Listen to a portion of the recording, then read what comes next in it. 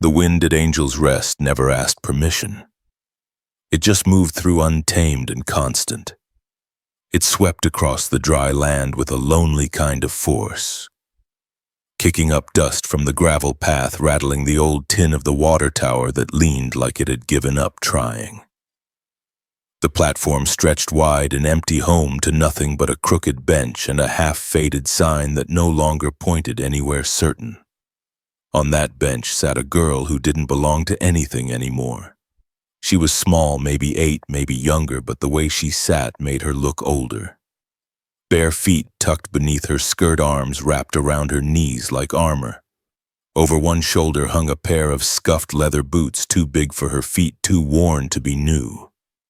They weren't hers. Nothing she wore seemed to be.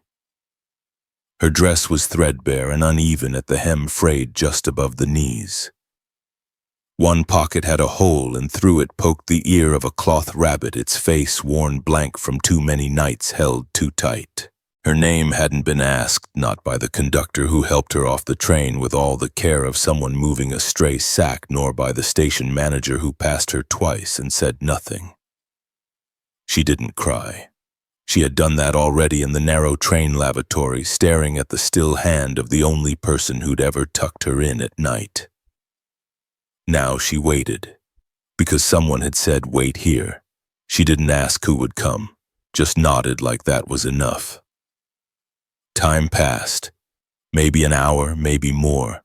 A freight cart rumbled by. Men on horseback came and went. No one stopped. Some glanced her way, half pity, half worry, like she might bite if spoken to. She didn't return their looks. She just sat and turned the faceless rabbit in her hands, thumb tracing the threads like they held a code only she could understand. When the sheriff arrived, he gave her a puzzled glance. He was a sun-weathered man with a silver badge dulled by time and a voice that carried more obligation than kindness. "Where's your folks?" he asked. She looked straight ahead. "My mama died this morning." He rubbed the back of his neck, eyes shifting like he wanted to be somewhere else. "Well, you can't stay here." She didn't answer. "I'll talk to the preacher's wife. She might know what to do." He scratched his boot in the dirt. "Check in after supper, see if anyone's asked about you." He walked away without asking her name. The wind picked up again, cooler now. Shadows stretched long across the station's boards. Somewhere down the road, a horse approached slow, deliberate steps on dry earth. The rider dismounted near the water tower. Tall, broad-shouldered coat, dusty from the trail hat, pulled low.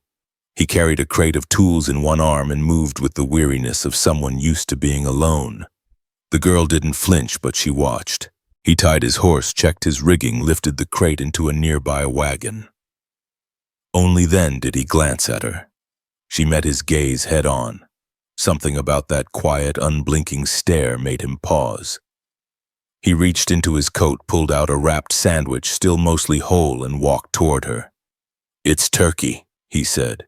His voice was gravelly low, but not unkind. She took it with both hands, but said nothing. He didn't wait for thanks, just returned to the wagon and began loading another parcel. She unwrapped the sandwich like it was made of glass. The first bite was too big. She chewed slowly, never taking her eyes off the man. Then when he turned back toward the wagon seat, she spoke. Not softly, not pleading. Just even, "Can I spend one day with you?" He didn't answer right away, looked to the horizon like it might hold the solution. Then he nodded. She stood, lifted her rabbit and her mother's boots, and climbed up beside him. "What's your name?" he asked. "Willis Shepherd." He tipped his hat. "Declan Voss." They didn't speak again until the wind carried them out of town. The wagon creaked and shifted as it turned onto the dusty trail that led to the edge of nowhere. The land spread out like a worn quilt patched with dry grass, threadbare in places golden, where the sun hadn't yet burned it hollow. Willis Shepherd sat stiff beside Declan Voss, her feet swinging just above the wagon's floorboards. Boots tied together and draped across her lap like a memory she wasn't ready to set down. She didn't speak. Neither did he. But silence between them didn't feel sharp. It simply was, like wind, like the weight of the sky. Declan's ranch sat beyond a bent gate and a stretch of barbed fence. It wasn't much, just a single barn, a chicken coop that leaned slightly east, and a house built with a kind of tired resilience. The wood was bleached by sun and the porch sagged like it carried more years than nail. But something about the place stood still, like it had chosen quiet over collapse. When they reached the front, Declan didn't speak. He hopped down and tied the reins, his movements methodical but unhurried. Willa, without being told, climbed down by stepping on the wagon's wheel, spokes like she'd done it 100 times. The moment her feet touched the dirt, a dog limped out from beneath the porch. Its coat was gray around the muzzle, one ear flopped down like it had lost the argument with time. The dog sniffed her hand, and without ceremony settled beside her. She didn't pet it, just stood there still and observing, like she was trying not to press too hard against a world that hadn't asked her in. Declan didn't say welcome, didn't say anything. He opened the screen door with a creak and left it open behind him. Inside the house was plain but tended. A fireplace sat cold in the corner above it, a single shelf holding a worn clock and a photograph turned face down. The kitchen smelled faintly of coffee and dry wood. One table, 2 chairs, a narrow staircase, clean dishes stacked neat. No lace, no curtains, no signs of anyone but him. Willa followed the dog inside, boots still looped over her shoulder. Declan poured a tin cup of milk and set it on the table without a word. She stood for a moment before walking over and sitting. Both hands around the cup, she stared at the surface like it might reflect something back at her. Declan sat across from her, said nothing for a long stretch. Finally, she asked, "Where's your wife?" He didn't flinch, just stared at the knot in the table grain. "She left. Long time ago." Willa nodded. No more questions. She sipped the milk slowly. That night, Declan laid a folded blanket on the old couch and lit the oil lamp low. "You can have the bed upstairs if you'd rather," he said. "I'll stay down here," she replied. "I like the dog." He nodded, almost like he was relieved. He turned to go, but hesitated in the doorway. "Lamp's yours tonight." She curled up on the rug instead of the couch, boots tucked under her head. Rabbit clutched close. The dog settled beside her like they'd always known each other. Declan climbed the stairs but left the door partway open. He didn't sleep much, just sat by the window, eyes on the horizon. The house creaked in familiar places, but now there were new sounds.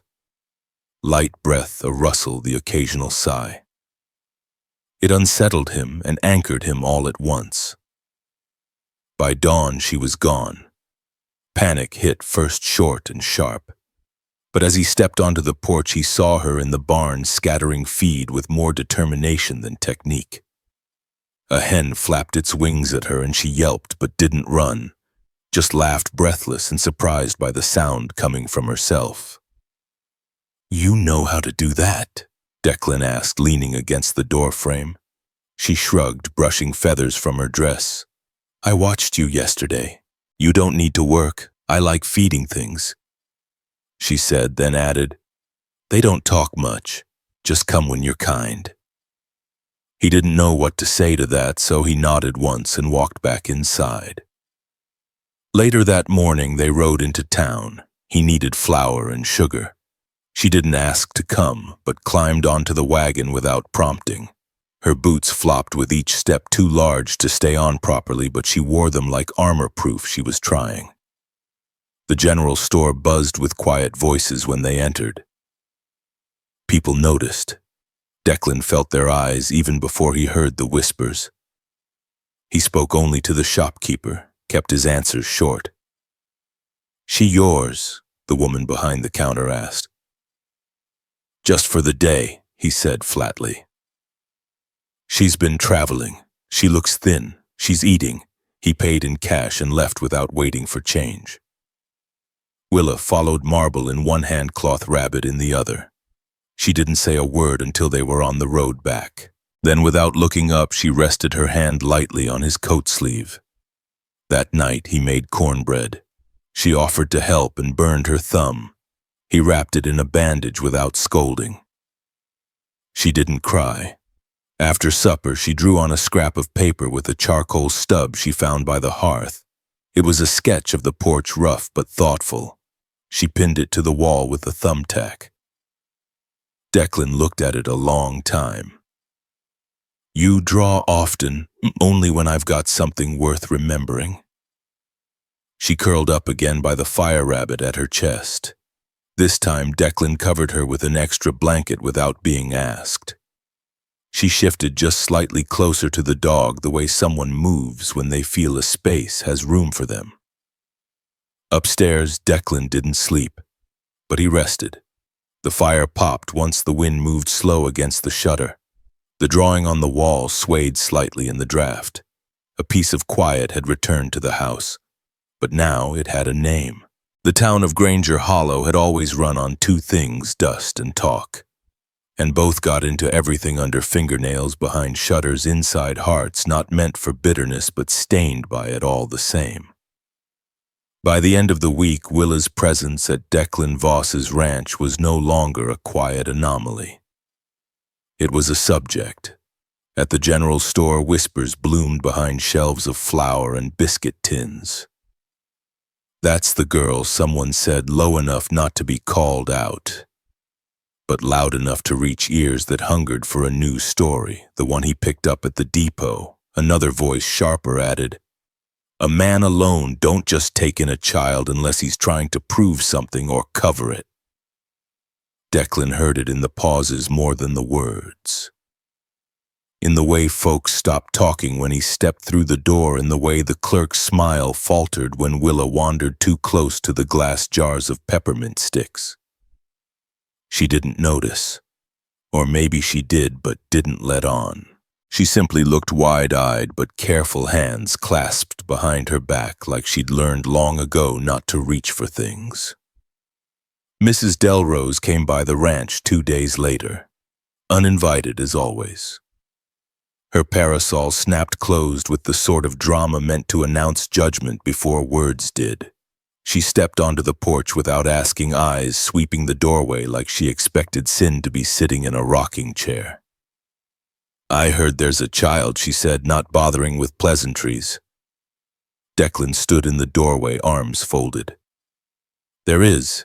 She's not yours. She's not a stray dog either." Mrs. Delrose clicked her tongue, a sound sharper than the wind through the pines. "The Burkes are interested. Beatrice and Ward. They've got means, a proper home, church folk." Declan said nothing. The silence stretched. "They've already spoken to the preacher's wife, filed a notice with the council." Willa stood just inside listening. She didn't come forward, but she heard every word. Her hand tightened around the cloth rabbit she carried like a talisman. She'd be taken care of. Mrs. Delrose added, "Curtains in the room, piano lessons, a garden." Her voice softened, falsely sweet. "This isn't about you, Declan. It's about the child. Surely you know the difference." Declan's jaw flexed. Do they want her, or the story she fits into? Mrs. Delrose blinked, then narrowed her eyes. "You were always too proud." She turned on her heel and left. The parasol snapped open again like a sentence slammed shut. That night, Willa helped him wash the dinner plates. Her eyes stayed downcast, and she didn't hum like she usually did when the water warmed her fingers. Afterward, she sat by the fire rabbit in lap, knees drawn up like armor. "Do I have to go?" she asked finally. Declan didn't answer right away. He was cleaning his rifle, not out of need, but for something to do with his hands. "I can be real quiet," she added, barely above a whisper. "Like I was never here." He set the cloth down and looked at her. "You don't have to be quiet to be worth keeping." She looked up, then eyes blinking like maybe she hadn't expected that answer. Her mouth opened slightly, then shut again. Words still felt dangerous to her, too permanent. The next morning, Declan saddled the mare and handed her the reins. Walk her around the pen, just slow. She stared at the reins like they were made of gold. She led the horse in awkward circles, glancing over every few steps to make sure he was watching. He was. By midday, a note arrived tacked to his gate, official seal of the council stamped in red. A hearing would be held within 5 days to determine the guardianship of the orphaned minor known as Willa Shepherd. He read it once, folded it in half, and placed it on the kitchen shelf beside her drawing. Willa found it later, didn't say anything. She just slid it into her pocket and sat on the porch railing, marble in her palm. The wind tugged her hair gently, but she didn't move. She stared out over the field as if she was trying to memorize it. That evening, she placed a piece of folded paper on his pillow. In thick, careful letters, it read, "I can learn how to stay, I just need time." Declan sat with that note a long time, longer than he'd sat with most things. The next day, Beatrice and Ward Burke arrived unannounced in a wagon cleaner than most dining tables in town. Beatrice wore a pastel bonnet tied so tight under her chin it pinched. Ward had on a vest he hadn't earned. "We thought we'd come see the girl ourselves," Beatrice said, peering past Declan like he was a gatekeeper instead of a man. "She's so delicate, poor thing must be confused." "She's not," Declan replied. Ward stepped forward, chest puffed. "It's not about you, Voss. This is about giving her a future. She's got one." Willa hovered near the door, silent, watching. Declan didn't turn. Just said plainly, "You're not taking her." Ward's voice rose. "You don't have legal custody. She's not a crate of goods. She's a person." Beatrice sniffed. "You're just making it harder." Willa stepped forward, then her boots loud on the floorboards. "I'm not going anywhere," she said. Her voice wasn't loud, but it didn't need to be. Declan didn't smile, but he stood a little taller, and Beatrice Burke, for the first time that day, took a step back. The days that followed were quieter, but not because the storm had passed. It was the kind of quiet that comes when people brace for change.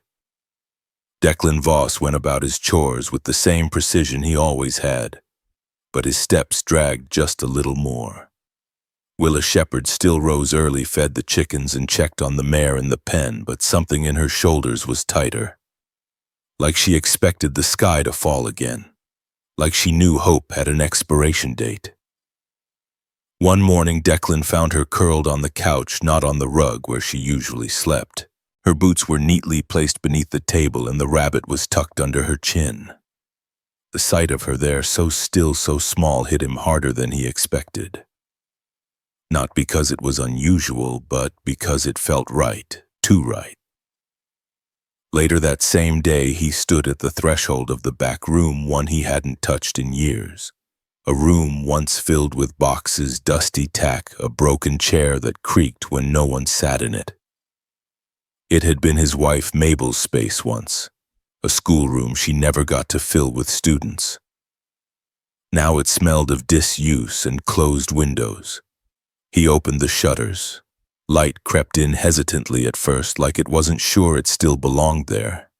Then it filled the room in golden streaks. He rolled up his sleeves and got to work. By late afternoon, the crates were cleared, the rocking chair fixed just enough not to groan, and a small bed frame sat under the window. The mattress was thin, but he stuffed it with clean hay and layered it with the best quilt he owned. The drawing she'd made, the one of their boots side by side, he nailed to the wall above the headboard. The hammer rang out loud in the house, louder than anything else had for weeks. When Willa saw it, she didn't speak at first. She stepped into the doorway and stood still, rabbit in her arms, toes curling on the wooden floor. "This for me?" she asked softly. "It's a room," he said, suddenly awkward. "A small one. Not fancy. She walked in, slowly touched the quilt. You folded it real good. He cleared his throat, didn't want it to wrinkle. And then, before he could step away, her arms wrapped around his middle. Not tight, not rushed, just enough. He froze for a breath, then gently brought his arms down around her shoulders. He hadn't held anything that fragile in years. That night, she slept in her room. Not on the floor, not by the hearth. The marble sat on the sill, her rabbit tucked beside her cheek. Declan sat outside on the porch long after the oil lamp went out, coffee cooling in his mug. He watched the dark stretch out across the fields and felt something shift in him, like a bone resetting after being out of place for too long. The town, however, did not rest easy. Someone posted a formal notice on the chapel doors, a hearing to review Willa's guardianship status in 4 days. Declan found it during a trip for oats. He read it without blinking, tore it down. Folded it once and slipped it into his coat. He didn't tell Willa right away. Not because he meant to hide it, but because he needed to know what he was willing to do and what he wasn't willing to lose. She found the paper later while folding laundry and placed it beside her marble without a word. That night, he caught her watching him sharpen his pocket knife at the table. If I'm not good enough, she said, they'll take me, won't they? He didn't lift his eyes. You don't have to earn a place to stay, but people always say that, then they go anyway. He set the knife down. I'm not going anywhere. She stared at him for a long moment, then nodded once. But she still slept just outside the door of her room, not in it, like she didn't fully believe it was hers. Not yet. The next morning, Declan hitched the wagon early. We're going into town, he said. Why? He paused. To show someone who you are. She didn't ask again, just grabbed her boots and climbed up beside him. The sun hung low and sleepy as they rode into Granger Hollow. The town was stirring stores, opening brooms, sweeping porches. A few people stared. Fewer whispered now, but the stares were heavier, weighted by the coming vote. He stopped the wagon outside the schoolhouse. Miss Rowe, the teacher, stood sweeping the steps. We'd like to come in, Declan said. She hesitated, then nodded. Inside, Willa sat at a desk that dwarfed her. Declan asked Miss Rowe for a sheet of paper and a pencil. Can you write your name? He asked Willa. She looked scared. I think so. He nodded. Try. She wrote Willa with confidence, then hesitated. Shepherd, he said gently. She finished the name. Declan looked at it, then to Miss Rowe. She's not a stray. She's someone. Miss Rowe didn't say anything right away. Then quietly, I see that. Someone saw them through the window, then someone else. News traveled faster than the wind, especially when it had meaning. By sunset, the sheriff, the preacher's wife, and Mrs. Delrose all knew what had happened. And more importantly, what had been claimed. Back at the ranch, Willa pinned her name next to her drawing on the wall. She didn't say much, but her shoulders looked lighter. When Declan passed through the room later, she turned and asked, Do I have a last name now? He looked at her for a long time. Not yet. She nodded, but her eyes, they hoped. The morning of the hearing arrived wrapped in stillness. Even the wind seemed to hold its breath. Clouds hung low and gray, as if the sky itself didn't know which way the day might go. Declan Voss laced his boots tight, buttoned his coat with care. He wasn't a man used to ceremony, but this felt like something close to sacred. In the kitchen, Willa Shepherd sat at the table, her hands cupped around a tin cup of warm milk she hadn't sipped. She wore the yellow dress someone had left folded on their porch days before, the one she said looked like mourning. A blue ribbon threaded through her braid, tied crooked, but he didn't fix it. Some things were meant to be proudly imperfect. They rode into town in silence, save for the creaking of the wagon and the salt rattle of Willa's marble, which she kept tucked in the pocket of her skirt beside the folded hearing notice. Her hand stayed on it the whole way. Granger Hollow didn't gather with signs or cheers or outrage. It gathered the way old towns do, slow, quiet, and lined with eyes that peeked from behind curtains, hands that paused mid-sweep on porches. They knew what was happening today, and most of them had an opinion. The chapel hadn't hosted a town vote in nearly 4 years, but now its pews filled with stiff backs and strained glances. The preacher stood at the front, flanked by 2 councilmen, one scratching nervously at his inkpot, the other reading over the formal decree. Declan and Willa walked in together side by side. He didn't place a hand on her back. She didn't reach for his, but the space between them carried everything: the nights by the fire, the drawing on the wall, the hurt neither of them had words for, but both had learned to share. The Crowells were already seated near the front, Beatrice in lavender lace and gloves too white for labor ward, with his polished boots and a rolled certificate of approval. He was all too ready to present. They smiled when Declan entered, but it didn't reach their eyes. The preacher cleared his throat. "We're gathered to determine the guardianship of the child known as Willa Shepherd following the council's review of her current placement. All parties may speak." Ward Crowell went first. He spoke of stability, of faith, of Sunday school and community, of reputation, of their large home with its extra rooms and piano no one had yet played. She'd be raised properly, he said, with expectations and kindness. Beatrice added that she'd already sewn curtains for the child's room, that Willa would have her own dresser, her own space, her own name on a proper school roster. "All we want is to give her a future." Then came the pause, a breath the room didn't quite know how to take, and from the back someone stood. Miss Rowe, the schoolteacher, cleared her throat. "She already has a name," she said. "I watched her write it myself." Mrs. Woodson, the grocer's wife, rose next. "She helped my boy feed the horses last week. Didn't ask for anything in return." The preacher's wife followed, soft-spoken but firm. "Sometimes love looks quiet, looks like someone warming a blanket before dawn. I've seen that kind of love." One by one, the people who had seen Willa, not just her presence but her being, stood and spoke. Their words weren't loud, they didn't preach, but they glowed with a gentle kind of truth. Then Declan stood.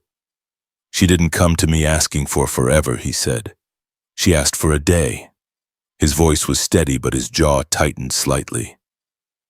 "And in that one day she gave me something I hadn't had since this house went quiet: company, purpose, belonging." He turned toward Willa, "Not the council. She's not my obligation. She's not my burden.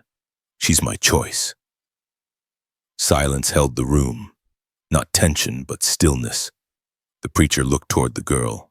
"Willa," he said gently, "would you like to speak?" She stood slowly, hands trembling slightly as they brushed against the pocket holding her marble. She walked forward, boots tapping softly against the wood floor. She didn't stand by Declan or by the Crowells, just in the center of the aisle, alone, facing the men who would decide what the word home meant for her. She pulled the folded paper from her pocket and opened it. Her voice cracked once, but didn't break. "This says I have to go," she said, holding up the notice. "It says I belong somewhere else." She looked to the Crowells. "I know you have curtains and dresses. I know you mean well, but I'm not a thing to be placed. I'm not a hole to be filled." Then she turned to Declan. "He makes the fire warm before I wake up. He taught me how to brush a horse. He put up my drawing with a nail, not just a smile. He doesn't tell me who I have to be, he lets me find it." Her voice faltered, but she steadied it with a breath. "He lets me stay." The council conferred quietly. Pages turned, pens moved. The preacher leaned forward. "Willa Shepherd," he said, voice softer than anyone expected, "you may stay." Beatrice gasped. Ward stood quickly, indignant, but no one followed them out. Declan knelt beside Willa. She didn't grin, didn't cry, just leaned her head into his shoulder like she needed to make sure it was still real. Later that evening, the porch was quiet again. The yellow dress hung over the railing to dry. The dog napped beneath the rocking chair, and Willa sat on the step marble in her hand. Tracing its swirl against her palm, Declan brought her a mug of warm milk. "You didn't cry," she said. "Didn't want to embarrass myself." She looked up.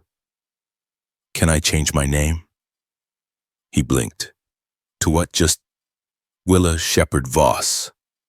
He didn't speak for a long moment, then he nodded. "Just that," he said. And that was everything. The wind returned that night, not angry but restless, like it was looking for something it had once looked.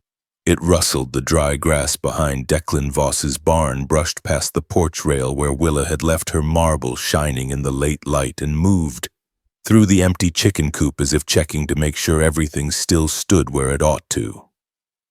Inside the house, the lamp burned low, casting soft gold against the walls. Willa sat cross-legged on the braided rug, her cloth rabbit beside her and a book of bedtime prayers in her lap, one the preacher's wife had sent by, without a word, just a ribbon wrapped around its spine.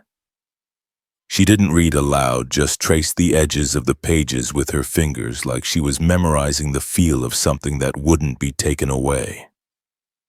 Declan sat in his chair nearby, one boot tapping lightly against the floor, not out of nerves but habit. A drawer he'd fixed 2 nights before lay open-filled now, with little things Willa had gathered: buttons, pencil nubs, the red marble, a tin whistle missing its tone. They weren't treasures to anyone else, but to her they were proof that she'd been here, that she stayed. He looked at her across the room, then leaned forward, elbows on knees. "You sleeping in your room tonight?"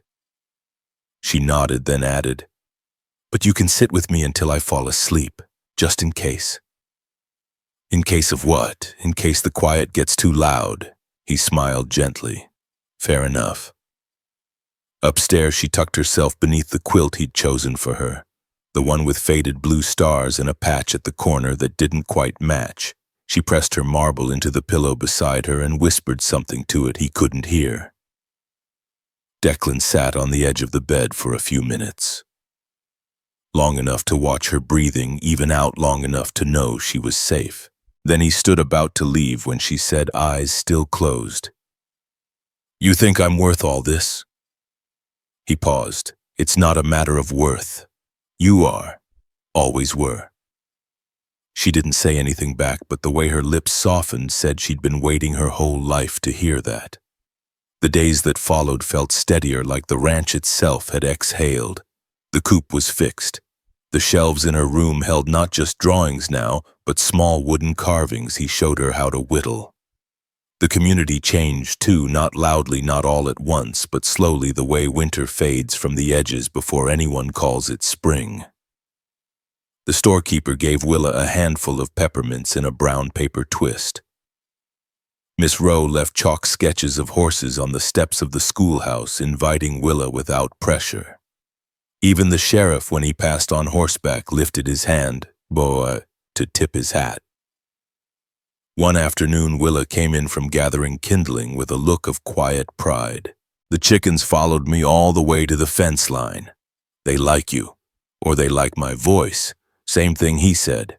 That evening she placed her prayer book on the shelf, her drawings stacked beneath it, and with a pencil dulled from too much pressure, she wrote it on the inside of the front cover, Willa Shepherd Voss. Then she closed the book, not to hide it, but to keep it safe. Declan watched from the doorway. He didn't say a word. He didn't need to. Sometimes love is loud, and sometimes it's just being there when the name finally fits. And outside, the wind moved on, not to undo anything but to carry the news softly across the fields. She stayed. In a world that often measures worth by bloodlines, papers, and the noise we make, Willa Shepherd and Declan Voss remind us that real love is quieter and far more radical. It's not about who shares your name, but who stands beside you when the world says they shouldn't. It's the hand held without asking, the room offered without question. the marble kept safe on a windowsill simply because it matters to someone. This story teaches us that healing doesn't always come in big moments. It comes in the repetition of small kindnesses, a warm cup set down gently, a nail hammered into the wall to hang a child's drawing, a name spoken not to correct but to honor. Willa never had to earn her place, and yet she tried, because that's what broken children do. And Declan, weathered and wordless as he was, didn't teach her with speeches. He taught her with presence, with staying. The world may not always understand the families we choose. It may label them improper, risky, or not right. But the truth is, love isn't always tidy. It's not always sanctioned, and it almost never looks the way we expect.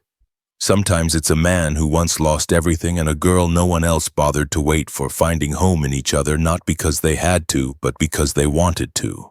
The lesson is this: you don't have to be perfect to be worthy of love. You just have to show up and keep showing up. Sometimes that's all someone ever needed. If this story stirred something in you, if you've ever felt unseen, unchosen, or simply longed for a place to belong, Frontier Reverie is where those quiet hearts find their voice. Subscribe for more cinematic Western tales of redemption, found family, and healing in the silence. Leave a comment below if Willa's journey reminded you of your own or someone you once knew. And remember, out here, love isn't loud, it's steady.